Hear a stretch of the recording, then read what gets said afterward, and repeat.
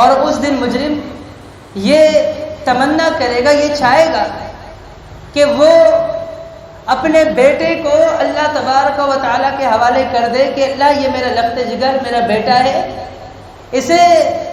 جہنم میں پھینک دے، مجھے چھوڑ دے، میں اپنے بیٹے کو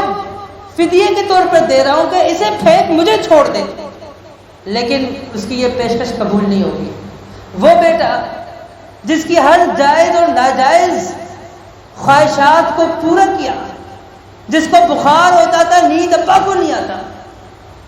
لیکن کل قیامت کا منظر دیکھ کر کیا کہے گا، اے اللہ بیٹے سے زیادہ محبت ہے تو اس بیٹے کو فدیے میں دے رہا ہوں، اسے جہنم میں پھینک دے، مجھے چھوڑ دے۔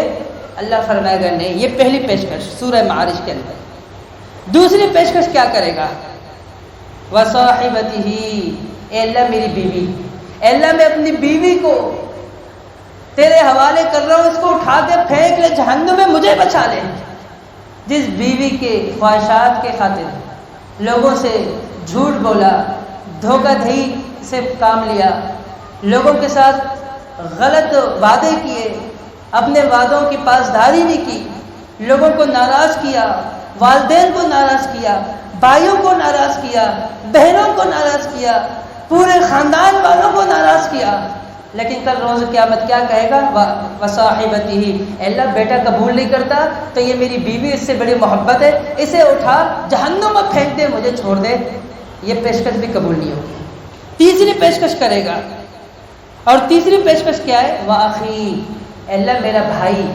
میرا اپنا بھائی، سگا بھائی، ہم ایک باپ کے اولاد ہیں، اللہ بھائی سے بڑی محبت ہوتی ہے، اللہ میرے بھائی کو پکڑ جہنم میں پھینک دے، مجھے چھوڑ دے۔ یہ پیشکش بھی قبول نہیں ہوگا۔ اس کے بعد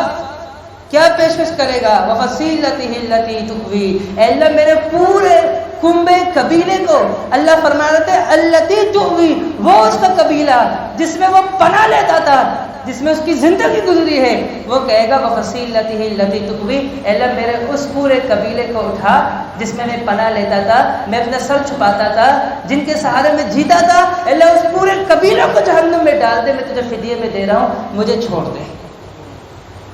پھر بھی یہ پیشکش قبول نہیں ہوگا۔ ایک اور پیشکش کرے گا، وَمَنْ فِي الْأَرْضِ جَمِيعًا، اللہ زمین میں جتنے بھی لوگ ہیں ساری انسانیت کو اٹھا کے وہ پھینک دے، اللہ مجھے بچا لے۔